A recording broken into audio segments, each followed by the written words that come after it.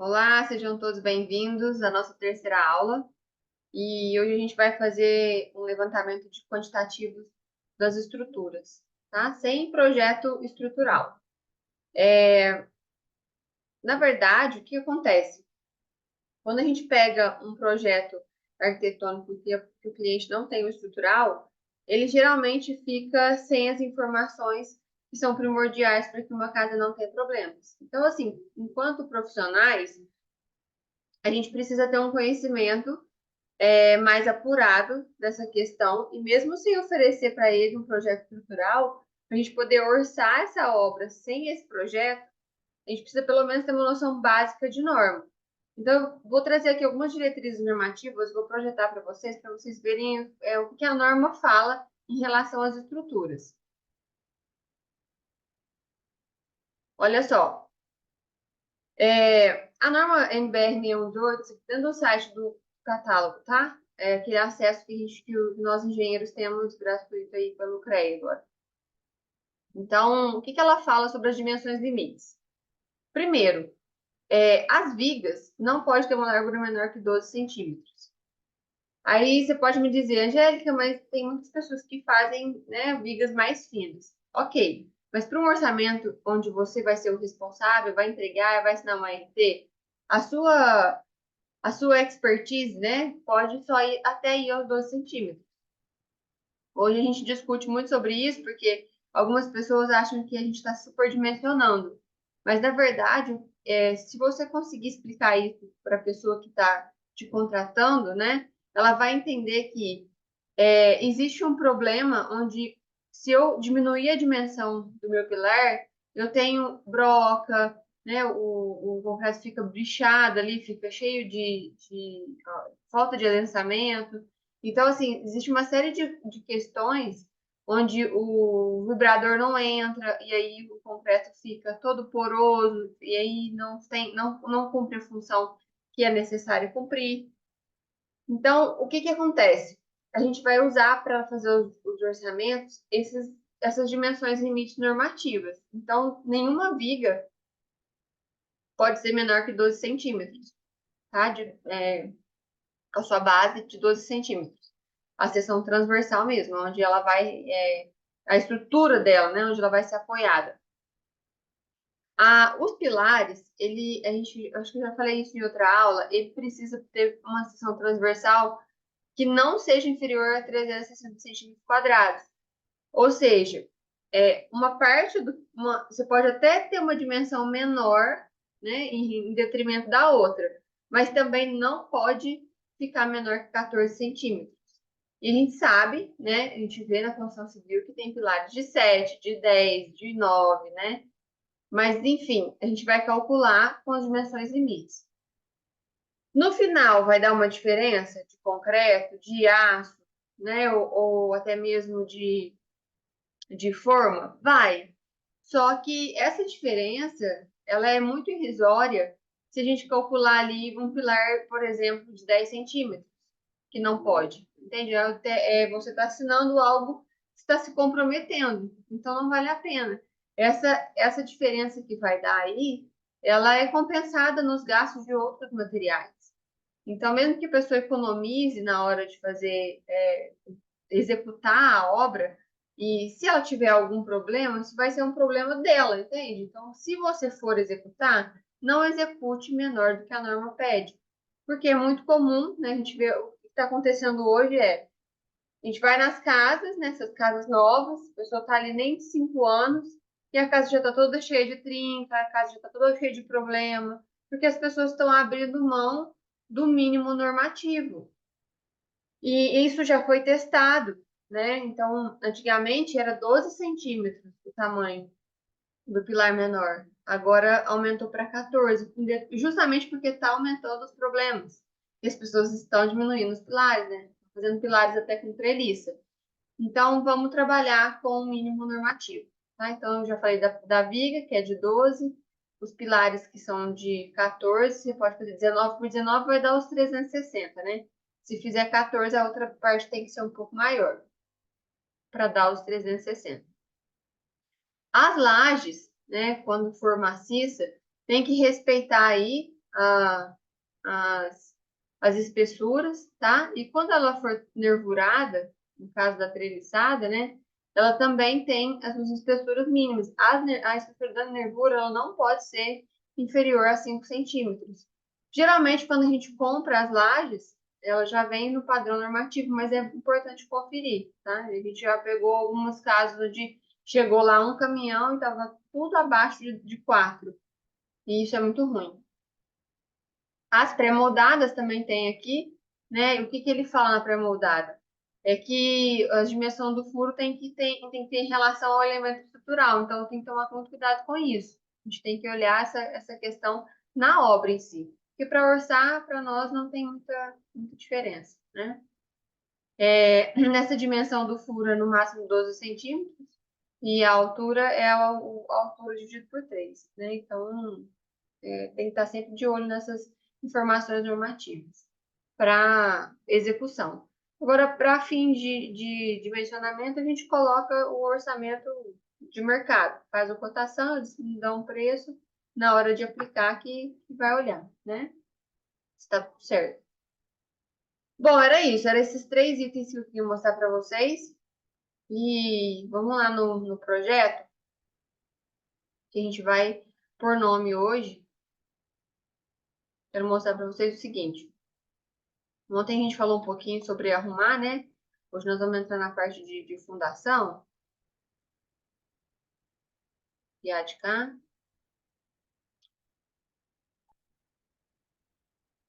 Vou tirar aqui vou tirar os gabaritos.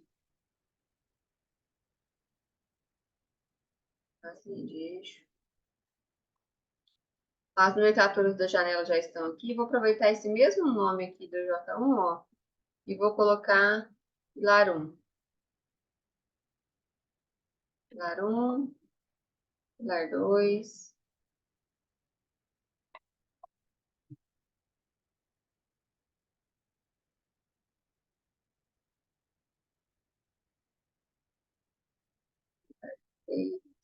Vou colocar um pilar 3. Pilar 4. Pilar 5. Então, lembra que eu falei da organização, né? A organização ela é importante para depois você se localizar e colocar isso lá na planilha. Eu vou levar isso aqui lá para a planilha.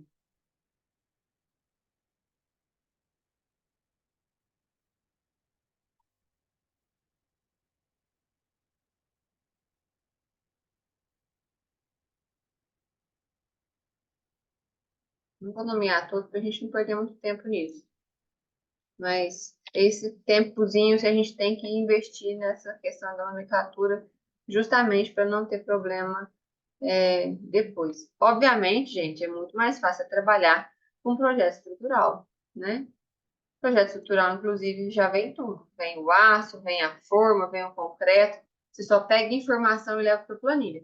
Aqui eu estou ensinando bem o feijão com arroz mesmo, bem inicial, para você entender como é até feito. Porque o software de estrutural, ele trabalha nesse sistema. Ele nomeia tudo, ele quantifica tudo, ele pega as medições todas, e aí ele aplica, né, as fórmulas da norma para poder trabalhar com o mínimo de norma disponível. Às vezes, como é um software, ixi, peraí. Às vezes, como é um software, e ele precisa ser conduzido, né? Que a gente não só apertar o botão e vai gerar para nós um quantitativo. Você precisa abrir o pilar, olhar lá se ele não picotou, porque ele entende momentos cortantes e flambagem, momento negativo, de uma forma que a gente entende diferente. Então, por exemplo, tem pilares que a gente faz dentro do software que ele fica metade com uma ferragem, metade com outra. Não faz sentido. Então, você entra lá e troca as ferragens, deixa elas todas homogêneas, né? Todas. Não vou colocar um pilar de uma casa com 4 ferros dois de um lado de 10 e dois de um lado de 12. Não faz sentido. Por quê? Porque às vezes ele faz isso justamente por uma incompatibilidade ou porque Ele entendeu que tem um balanço do lado de fora e às vezes não tem. Então tem que tomar cuidado nessa hora de projetar estrutural, que não é o caso aqui.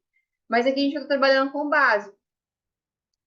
Se você não sabe, não tem noção, ou se não, você não tem esse conhecimento estrutural que seja básico, vale a pena você investir em um bom livro, né? E sentar com ele aqui e ir fazendo devagar, né? No passo a passo. Porque olha para você ver, esse livro que eu estou usando para conduzir as aulas, e é o que eu mais usei no meu período de aprendizado, ele traz diversas dicas. Então, por exemplo, e são dicas normativas, então você não tem problema com a falta de segurança.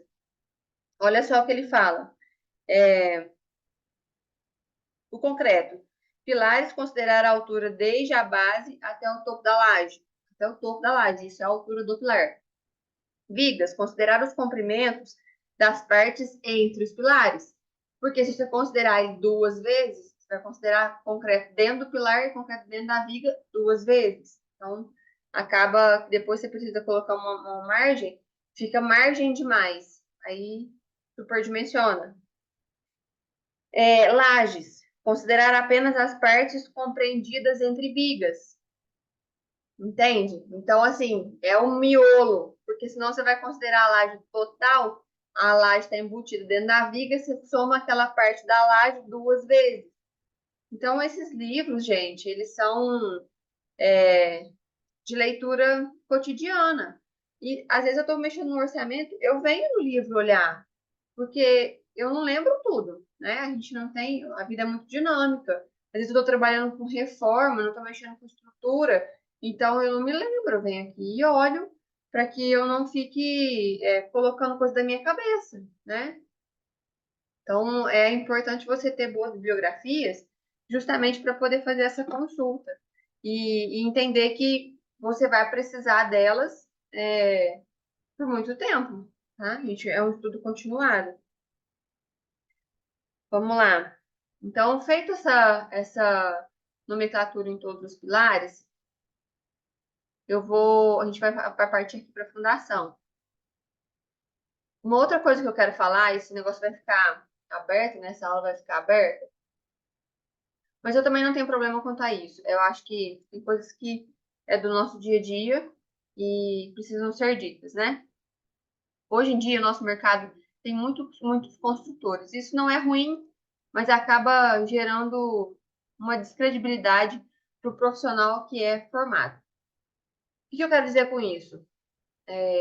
Às vezes a gente vai sentar na mesa com um cliente que está nos contratando e ele já construiu casa, isso acontece muito.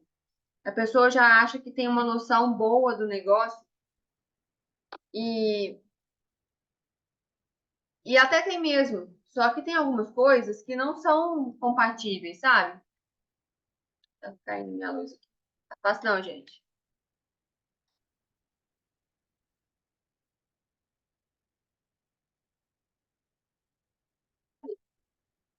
Se agora para. Então a pessoa fala assim, eu quero um projeto, mas eu não quero um projeto superdimensionado, não. Eu já entendo, eu sei que se você colocar muito ferro aí, eu sei que está errado. Então, veja bem, nós estamos numa situação hoje no mercado onde engenheiros não estão se capacitando, não estão se reciclando, e aí joga na mão de uma outra pessoa um projeto todo cheio de ferragem, que às vezes não foi ali, né, passado um pente fino, porque o projeto em si, o software, ele não calcula com maestria ainda, porque já tem inteligência artificial, daqui a pouco as coisas ficam mais refinadas, mas ainda não, tá? Então não é só colocar o projeto lá dentro, projetar os pilares, apertar o botão e mandar calcular. Você precisa rever todos os pilares, abrir pilar por pilar, arrumar toda a ferragem. Por que eu estou falando isso? Porque numa situação onde você não tem projeto estrutural, você precisa pensar nesse esqueleto. Então, vou mostrar para vocês aqui. Fundação. Se a pessoa não quer fazer sondagem, e a gente não sabe como é o terreno dela, um construtor, ele faz no olho. Então, ele vai para o terreno, né? Ele faz ali o furo e às vezes ele arrisca uma sapata ou um radier, mas na verdade ele faz um furo até onde a mão dele deu conta de furar. Ele para, coloca uma espera ali para o pilar dentro de um bloco. Às vezes nem faz o bloco, coloca a estaca direto na baldrame, tá? E aí sobe os pilares da casa e faz a casa em cima desse sistema.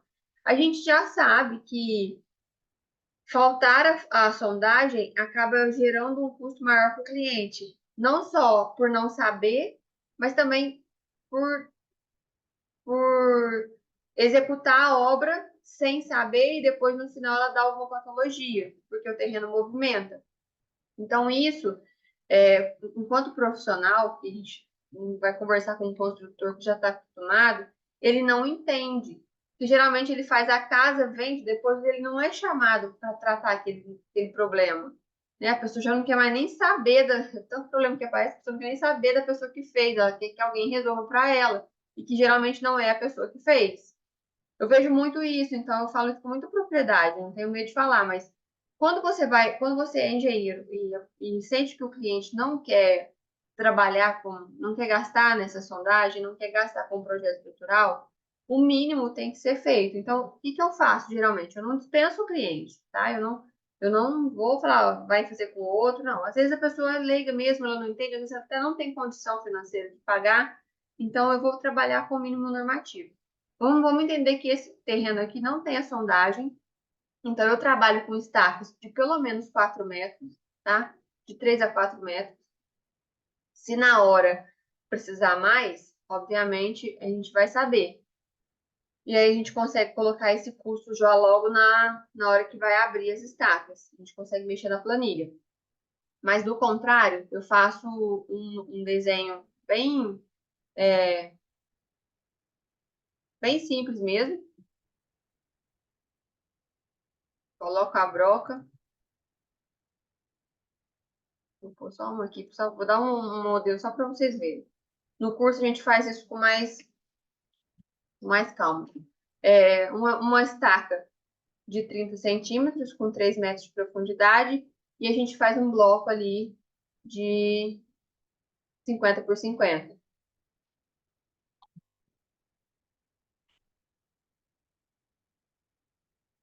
E apertei vírgula no invés de...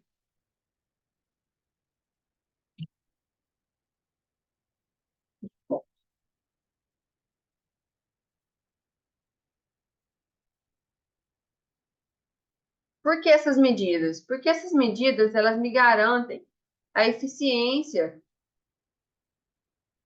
da estrutura sem romper, tá? Então, o que vai acontecer aqui? Eu tenho blocos, né? Estacas em todos os pilares aqui. Vou projetar isso aqui em todos.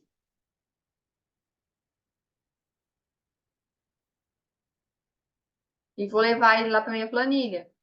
Dessa forma, eu consigo fazer um pré-dimensionamento.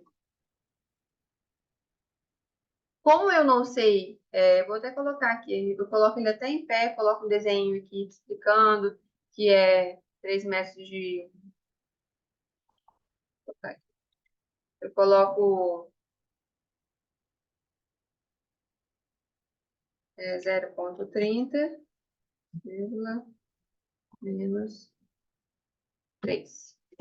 Aí, eu coloco um bloquinho também aí de 50 por 50.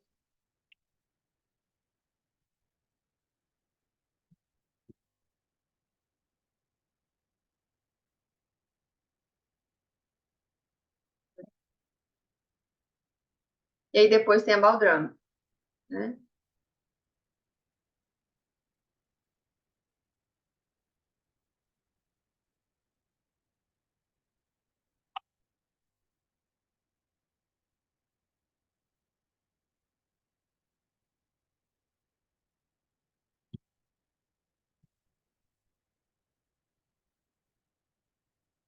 Eu ponho um desenho só, tá? Um desenho explicativo, para a pessoa entender o que ela vai fazer. Ela vai furar uma estaca, vai ter um bloco, e vai ter aí uma baldrame. E aqui, olha para você ver, no livro ele faz o seguinte, tem até as espessuras médias. Então, antes de iniciar os levantamentos, tenha em mente uma ordem de grandeza de volume de concreto, área de forma, quilo de aço, utilizando as dicas a seguir. As áreas e espessuras médias. Isso vai servir para não extrapolar a ordem de grandeza dos quantitativos. Então, principalmente quando vai ser importado nas planilhas. Quando você for passar isso para a planilha, isso já fica bem detalhado. Então, existem dados que em 10 prédios, em prédio de 10 pavimentos, a espessura média varia de 12 a 16 centímetros. E em prédios acima de 10 pavimentos, variam de 16 e 25, tá vendo? A bibliografia ela te dá um parâmetro. Você não está inventando, você tem embasamento técnico. A taxa média de aço em prédios até 10 pavimentos, as espessuras médias variam de 83 a 88. Eu estou usando 80 na planilha que eu mostrei para vocês ontem. E porque é para casa, né? Com laje e uma casa simples. E em prédios acima de 10 pavimentos, variam de 88 a 100 kg por metro cúbico de concreto. Esses são parâmetros normativos, que geralmente, se não for um prédio onde eu tenho uma piscina, né, na sacada, for um prédio simples, comum, né, desses, que tem uma varandinha e tal, são projeções de quilo por metro cúbico de concreto, né, o quilo de aço por metro cúbico de concreto. Então, isso já me dá um parâmetro que não me possibilita ser bem assertivo. As formas de 8,9 até 14 metros quadrados de forma por metro cúbico de concreto. Então, eu sempre vou tá analisando parâmetros que já são utilizados, tá? É isso. Então, feito isso, eu tenho aqui, né, os meus volumes, e aí a gente vai na planilha.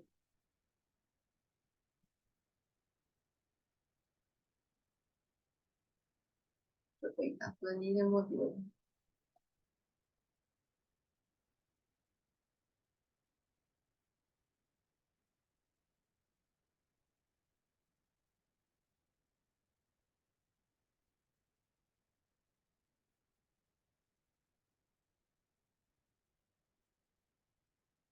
Não está querendo projetar.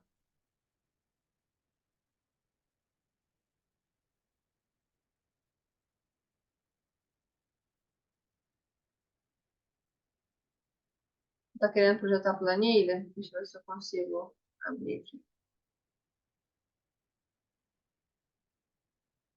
Foi.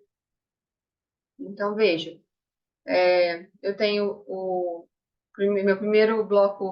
meu bloco de ancoragem né? Aqui estão 14, mas a gente vai lá no projeto e já coloco esse nome lá. Então, eu tenho aqui um pilar 1, tenho o bloco, posso colocar aqui já de lado o bloco 1, que na verdade vão ser todos iguais nesse caso aqui, né? O bloco de ancoragem 1, 01. Então, isso é bom colocar, porque fica explicativo, né? E depois eu sei onde eu peguei. Todos são iguais, vem um, dois, mesmo no etapa que eu vou passar para os pilares. E aí eu venho na planilha,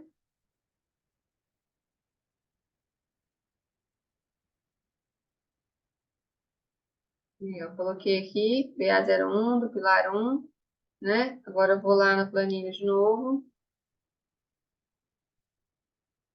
Não, não é essa. Aqui. Eu tenho. Não tá aparecendo.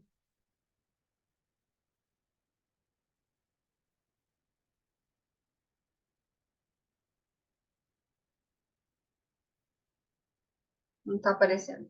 Espera que eu vou tentar de novo.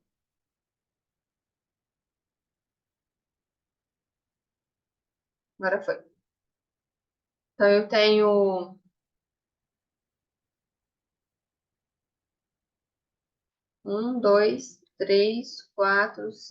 6. Seis. é,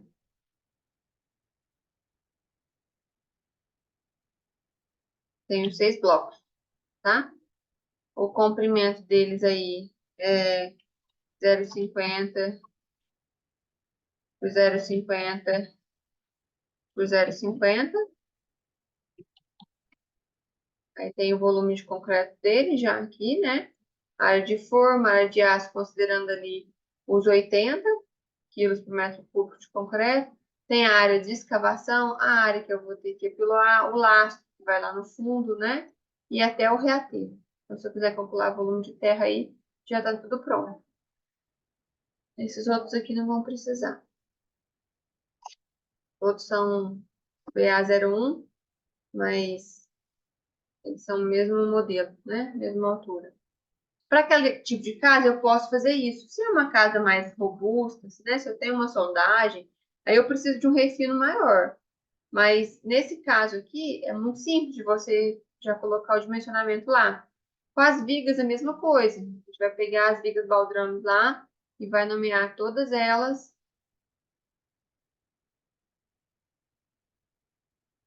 né? Aqui vai ter uma viga 1, viga 2, viga 3, viga 4, viga 5, viga 6. Então, essas vigas também vão ser 20 por 40.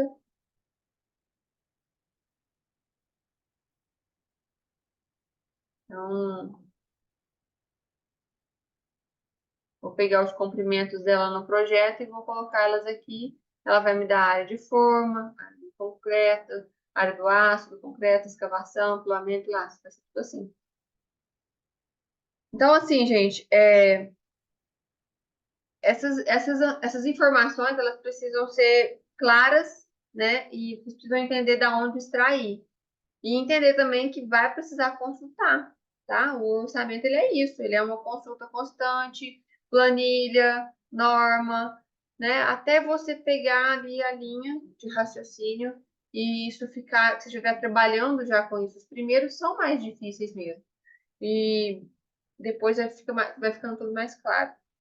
Hoje eu ia entrar em alvenaria, mas nós já estamos com uma hora de aula já avançada, então fica meio cansativo. Então, espero que tenham todos entendido aí a parte de onde a gente pega os dados, né? E qualquer dúvida, a gente vai se falando. Eu fiz o grupo, então você pode entrar pelo grupo, pode conversar também, me chamar no particular, que aí a gente vai conversando, tá? Acho que tem poucas pessoas no grupo. O propósito dessas aulas é realmente estruturar pessoas que saibam mexer com orçamento, porque a minha demanda também é alta, eu preciso de pessoas que possam trabalhar comigo, para a gente poder expandir isso e eu ter confiança, porque eu sei que os alunos da turma passada se formaram, né, e eles fizeram, eu já passei serviço para eles, justamente porque, para mim, eu não consigo pegar muitos, né, em escala. Então, é uma demanda que existe no mercado, mas tem poucos profissionais que sabem realmente fazer o orçamento bem feito. Então, eu preciso de pessoas que dominem o orçamento. Essa é a minha tarefa aqui. Então, por isso que eu quero explicar mais detalhadamente, com mais tempo, né? É, e é isso. Espero que tenham ficado claro. Se tiver alguma dúvida, a gente vai se falando pelo WhatsApp ou então pelas redes sociais. E até amanhã. Fique com Deus.